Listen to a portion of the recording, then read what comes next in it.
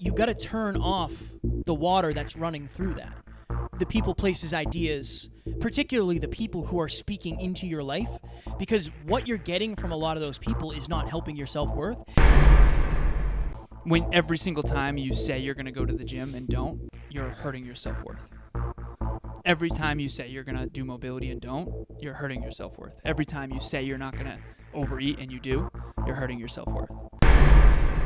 Ladies and gentlemen, welcome back to another very special, as always, episode of Next Level University, where we teach you how to level up your life, your love, your health, and your wealth. Great job, my friend. We hope you enjoyed our latest episode. It was last week's live Q&A. It was last week's live Q&A. How do I keep my priorities first and eliminate distractions? Today, for episode number 725, you're going to hear a lot of Alan. So if you don't like Alan, you can just skip this episode right now. Is there a difference between self-belief and self-worth? Take it away, my friend. You've had to get really good at being interrupted. I am very good at it. Yeah, you are. You've got a lot of practice. Yeah. Okay. My patience is very high. It's almost unshakable. It's had to be to podcast with Jeff. For sure. All right, so self-belief and self-worth. This is, I created a framework thanks to Emilia. Shout out to my beautiful girlfriend, Emilia. She basically opened my eyes to something very simple but profound, and that is that self-belief is very different than self-worth. Self-belief is one's ability, belief in their own ability to achieve whatever they set their mind to. Self-worth is basically like how much you value yourself. How do you allow others to treat you? How much do you respect yourself? How much do you trust yourself? How much do you keep the promises you make to yourself? What's your self-esteem? Do you feel, and most of this is subconscious, by the way. So, for example, if I were to ask you a simple question, if you're out there listening, and the question was, do you believe that it's possible for you to be a millionaire? And if your initial reaction is no, even if you consciously want to say yes, but your initial reaction is no, that's your subconscious wiring saying, no, that's not possible for you. That means you have low self-belief. Now, the self-worth question is very different. If I were to ask you, how valuable, from 0 to 10, how valuable are you? How worthy are you of love? How worthy are you of wealth? Okay, what would your answer be? Now, the key here, the framework that I kind of created, and actually, Amy, yesterday in the studio, she helped me create a graph out of it. Ooh. So imagine the x-axis is from 0 to 10. The far left is 0. Far right is 10. That's self-worth. Okay. The y-axis, the bottom is 0. The top is 10. Self-belief. Okay. And so there's 4 quadrants, and so there's levels of each of these. Now, 4 types of people. We're just going to call them the 4 types for now. Make it simple. Very original. Type 1, super original. Type 1 has high self-belief and very low self-worth. This was me. So I had very, very high self-belief. I did not have high self-worth. How do you know? How do you know what your level of self-worth is? How do you allow others to treat you? What do you tolerate from others? Fair. That's the best indicator, I believe. Now, these are the achievers. Type 1 are the achievers. These are the people that have big goals and dreams, but because they have true self-belief, they're very, very rare and statistically abnormal, and so they don't feel like they belong, and so they feel like they have to achieve to be valued. These are the people, like if you are out there right now and you know your class rank, you most likely are type 1. You're an achiever. My class rank was 8. I definitely graduated. Yeah. Kevin doesn't know his class rank. He was not type 1. Not a clue. Type 2, now these type 2, now remember, we have all types within us, and I want to have this from a non-judgmental frame, but we've all been all types at all times. And the question is, where are you mainly? Where's your home? Okay, just like PMES system, physical, mental, emotional, spiritual, we all have all 4 of these. But which one is the one that drives you most? Okay? Type 1, high self-belief, low self-worth. These are the achievers. I must achieve to be worthy. That's the story of the achiever, or the hero is another frame for this. Type 2, low self-belief, very, very low self-belief, and insecure about it deep, deep down. High self-worth. Now, these are the people that I would argue have somewhat of a cloak of perception. These are the people that don't really tie their self-worth to anything external. So they can be out of shape and still feel good about themselves. They can be not doing well in school and still feel good about themselves. They can have they don't need merit in order to feel like, these are the people that kind of like, this is going to be an extreme example, but everyone think of someone in high school who wasn't that good looking, wasn't really in great shape, didn't really do that well in school, wasn't that great at sports, but still had like really high like perception of self. They like still like think they're awesome, kind of subconsciously. Again, this is what I call as the spoiled child syndrome. Imagine a child who just got everything given to them repeatedly without having to earn anything. That's type 2. So high self-worth, low self-belief. Type 3. Type 3 has low self-belief and low self-worth. These are what I call the victims. These are the people who are usually very stuck, and by the way, they are preyed upon by the type 2. By the way, type 2 tend to be the bullies. There's 2 ways to have the tallest building in town. The first way is to put in the work and to learn and to grow and to sweat and to really build.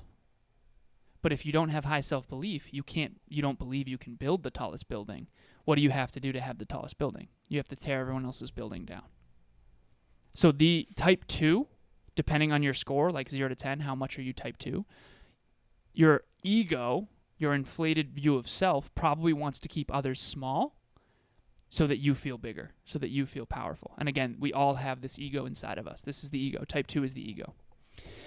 Type 3 are the victim. This is the part of you that like feels worthless, doesn't believe in themselves. These are the people these are the appeasers. These are the people that will do anything for love. They just want love.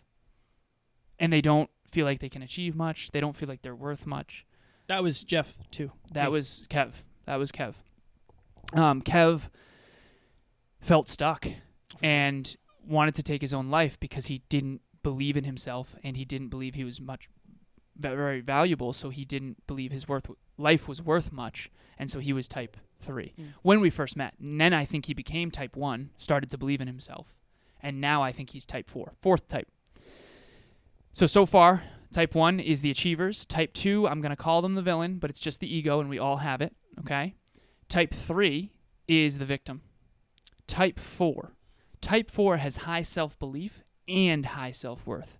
Kevin and I believe, are finally becoming type 4, not only because we have partners who love us unconditionally, and we love each other unconditionally, but we also feel like we belong because we've created a next level community of people who all love, admire, and respect us. And so we finally are starting to lean into our own worthiness. I do think that both of us had self-worth problems that we didn't understand, and we didn't know it, and I do think it stems from us not having fathers. We probably didn't feel worthy on some subconscious level of love. You know, I had a stepdad. I lost my father when I was very young. Kevin never knew his father and probably never felt worthy of it. And he tells the story of, like, what's your dad do for work? And you would literally lie. Didn't know. No Didn't idea. know, and you'd just say construction. Yeah, there was times in my life I didn't even know if my dad was still alive. I wasn't sure. Just didn't know. And I'm sure that messed with your self-worth. I'm sure. And so type 4 is what we all want to help everyone become. Type 4 are the guides. These are the people that have become, they were the victim, and maybe they were villainized. Maybe society was suppressing them, or their family was suppressing them, or bullies were making them feel less than or small, or toxic relationships, boyfriends, girlfriends, whatever. But they became the hero of their own story. They started to believe in themselves. They started to cultivate confidence. They started to build self-belief. They started to achieve dreams and aspire. Then eventually they kept the promises they make to themselves over and over and over again. So they started at type 3, they found NLU, they started to become type 2, and now some of them are becoming type 4, and many of those are our clients. And now our clients' mission is to help other people. And so it proliferates from here. And so all of us have all been the victim. And by the way, many of the villains were victimized by other villains, and those cycles perpetuate. And I won't name any names, but like I know some people who were really abused from a young age, taught not to believe in themselves, and now they do those same things in their own lives. So you have the victim, no self-belief, no self-worth. You have the villain, high self-worth, but it's fake. It's not based on real merit, because if you don't believe in yourself, you have to fake it. Then you have people with high self-belief, low self-worth. These are the achievers who think they can do anything, but yet they let people treat them like shit and walk on them. because they have low self-worth and they don't know any better. And then the fourth and final type. These are the people who know their value, but who also earn it. These are the people, we call it drive to 5. These are the people that are confident, but also humble. They're not entitled. They appreciate everything, but they also know their value. And that's the type we want everyone to get to by incrementally increasing their self-belief and self-worth. Well said. Thank you, brother. Well done. I literally should have brought my laptop, my other laptop, and watch a movie. I don't have another laptop, but if I did, maybe we could just watch Netflix on yours, or I could just take a little bit of time off. Titanic? PTO, a little paid time off. Or no, it was really well said. I think that this is something that I know you've been talking a lot on lately. I've been talking a little less than you because I know this is one of your jams. It's interesting because it's almost like if you have, when it comes to belief, if you have high belief, you most likely will take action. But you also might not because you don't think you have to. That's type 2. Okay, but what about, for you, high belief always. Yeah. But it wasn't. Yeah. I wanted to fit in. But what about, like, remember we were going to the speech, and I was like, yo, are you going to do your presentation? And you're like, no, man, it's going to be fine. Like, I'll just do it when we get there. Yeah. Don't you just think it's going to work out? Yeah, I think that was my ego. Okay, interesting. I think that was my type 2 of thinking, it was entitlement. And that's what it comes to. It's so interesting because you and we I all have a little type 2. Of course. Yeah. You and I have coached many people, and there's a couple. I mean, usually there's 2 types of people that I've seen, that I've worked with. One, they don't believe they can be as successful as they actually can. Yeah, oh yeah. 2, they think they're going to be way more successful than they're actually going to be. Yeah. And it's this interesting. That's type 1 and type 2. Yeah. And by the way, so what Kevin's identifying there is that he's coaching people who are in those 2 stages. Yeah. Because those are the 2 stages that need the most help. Yeah. And you're not going to be able to lead someone who has higher self-belief or self-worth than you. This is what I realize is, like, if I'm a level 10 self-belief and self-worth, merited, not fake, but like real, I'm not going to let Kevin lead me. Subconsciously, I'm going to know. You know what I mean? Yeah. And type 2s, by the way, who are delusional, like Kevin mentioned, of like people who think the world of themselves on very little effort, they avoid type 4s because they don't want the mirror. They want to stay in the story of I'm the best. What do you think is more common? Go ahead. Type 3, most common. Victim. Low. Yeah, low. Yeah. Then what? Then type 2. Then what? Then type 3. Type 1. Type 1. Okay, so most common by far, in my opinion, and I've got numbers for this, but it's not based on a ton of research. It's based on my own statistical math brain of studying humans my whole life. So I think type 3 is 70%. So that is, what's type 3 again? Low self-belief and low self-worth. So victim. Victim. And again, that's just the frame. Yeah, just for the this. frame, the victim. Yeah. Okay. For reference, Titanic, I just want to use that as a movie. So Kate Winslet was suppressed by society because women weren't in the early 20s, valued, or early 1900s. Suppressed by Cal. It's saying 1912. 1912, yeah. So early 1900s. Early 20th century. Yeah, early 20th century. So 1900s. Hello, I'm Sarah Pringle, and I need to give the biggest shout out to Kevin Allen at Next Level University. These 2 men are the most incredible superheroes you will ever meet. They are changing the world, and they have the biggest heart and care so much. Kevin Allen, I can't thank you enough for how much you have poured into me and how much belief you've instilled in me. I've always had a dream of becoming a speaker. I never thought this was possible, and now I see so much of a future ahead of me. You guys, life is short and we only have one life. You have so much on your path. Please surround yourself with people that are going to support you and lift you higher. I say this with so much caring in my heart. Honestly, I recommend Kevin Allen to everyone to meet and to grow. And before I cry, thank you guys so much from the bottom of my heart. So Kate Winslet's character on the back of the boat, ready to commit suicide, was a victim. And didn't think there was any way out because she didn't believe in herself. And she didn't have high self-worth. She didn't, And so she was being suppressed by society and by her, awful fiance. Her fiance, Cal, is type 2. High self-worth, but it's not merited. He inherited it, right? And he had an ego, huge ego. Type 3 was when Kate Winslet finally went to the front of the boat to accept the call to action of like, I'm going to get out of this. And it was right after the scene where she saw the little girl put the napkin in her lap, and she saw her whole life flash by her eyes. But remember, Kate Winslet was a victim before the guide came. Leonardo DiCaprio's character came to the back of the boat and said, don't jump. I'm from Wisconsin. You're not just going to die. You're going to be in massive pain. And he was a guide from that moment on. And she literally says in the movie, I love that movie, you know, he saved me in every way a man can save a woman. What she's saying is that she was being suppressed and knew it deep down. Her intuition knew it. But she didn't feel like she could get out, so she decided she wanted to kill herself. The guide showed up and said, no, don't. You have real value. You have a way out. Let me help you out. And it took her a while to answer the call, obviously. But that's what every movie is. Every movie is a victim, which is low self-belief and low self-worth. A hero who finally believes in themselves. You know, a villain who's trying to suppress the hero. And a guide who's helping them overcome, you know, impossible odds. You know, and I think that's why we love movies and shows and stories and fiction books. It's all of us realizing our own story of like, I used to be suppressed by society or by my family or by toxic whatever ego. Toxic masculinity and ego are the main causes of suffering, in my opinion. People who are trying to hold on to power, you know, tyranny, and it's self-belief and self-worth that can, knowledge and caring that can change that. So that's the frame is I think, okay, so type 3s, 70% at least. Low self-belief, low self-worth. Type 2s, I think, are 20%. Okay. Which is high self-worth, but it's kind of fake. And it's suppressy because they don't want to see other people win. Because if anyone knew the truth, they'd lose their power. And then type 1, I think, is like 9%. And honestly, that's probably high, which is high self-belief, low self-worth. These are the achievers. And then type 4 is the rarest. Type 4 is high self-belief and high self-worth. That's so rare. So rare. That's 1%.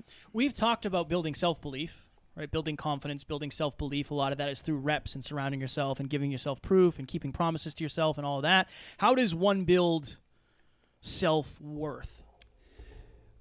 Keeping the promises you make to yourself, especially when it's hard. So when every single time you say you're going to go to the gym and don't, you're hurting your self-worth. Every time you say you're going to do mobility and don't, you're hurting your self-worth. Every time you say you're not going to overeat and you do, you're hurting your self-worth. And they're connected. Self-belief leads to promises, and the promises lead to self-worth if you follow through. And most people don't follow through. And here's the interesting thing of why I had low self-worth. I have such high self-belief that I would set goals that are impossible. Impossible in the moment anyways.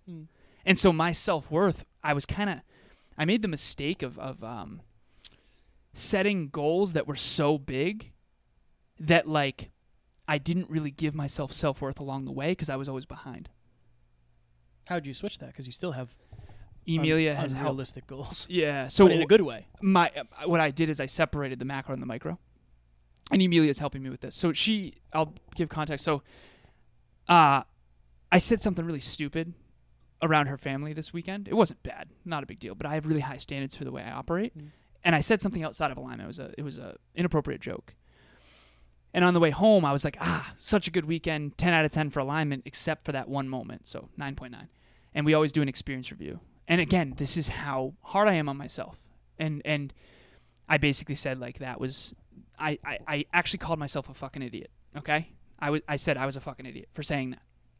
Full transparency. She said that self-talk is not helping you. Now, I'm going to dig into this a little bit. I've told myself a story that harsh self-talk is why I'm so good at behavior change. Because quite frankly, most people are not hard enough on themselves, in my opinion. That's why they never change. They keep deluding themselves into thinking. When in reality, it's like if you looked in the mirror naked, like, and really like admitted to yourself, like, I'm really messing up, you would actually change because human beings change through pain. What she got me to realize is that I'm already in pain when I mess up because my awareness is high. She said most people, Alan, wouldn't even have noticed that they said something off color or off alignment. The fact that you notice is enough pain. Trust that will translate to positive action, positive change. And I've correlated that I'm better at behavior change than others because of my relationship with pain. And what she's saying is that, yeah, but the self-talk, that's like being stabbed and then purposely grabbing the blade and twisting it just so you change and realize knives aren't good.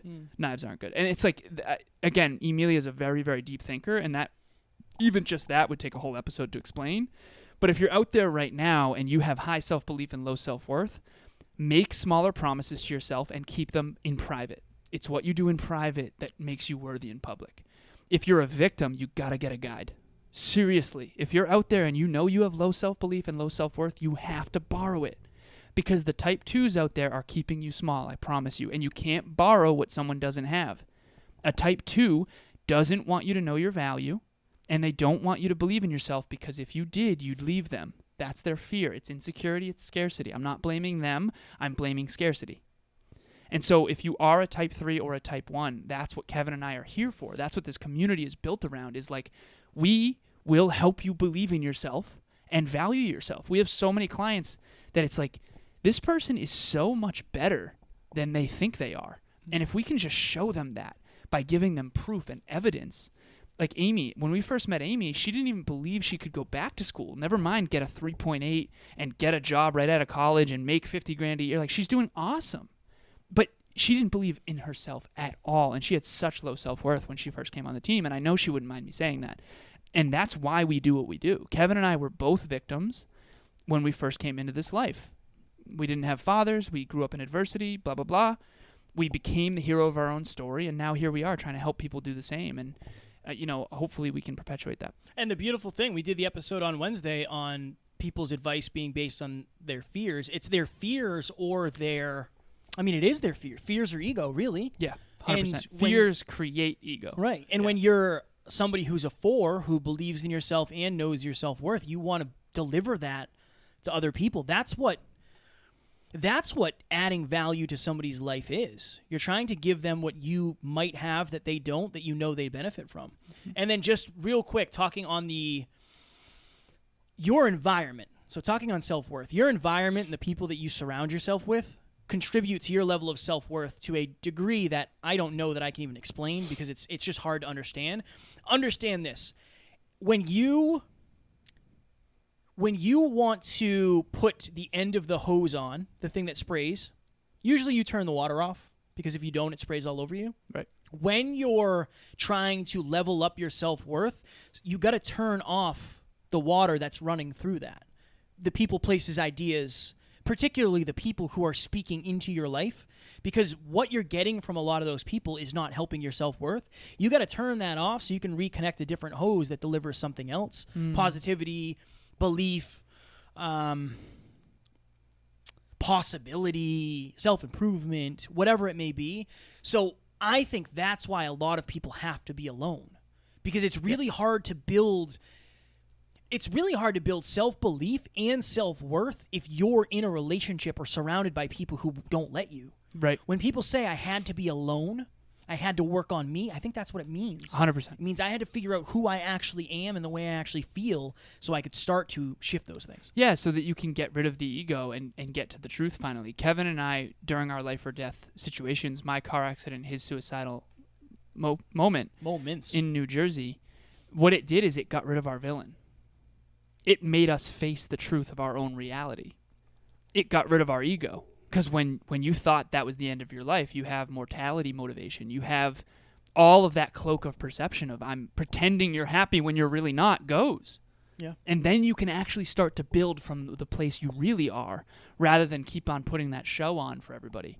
And so everyone has all 4 of these types within them. Which ones are you letting drive? And in which arenas? There's some areas of my life where I'm still trying to be the hero and I'm still the victim when it comes to, facing my fears, talking to my family about the past, when I'm facing my fears, going to see my stepdad, different things like that.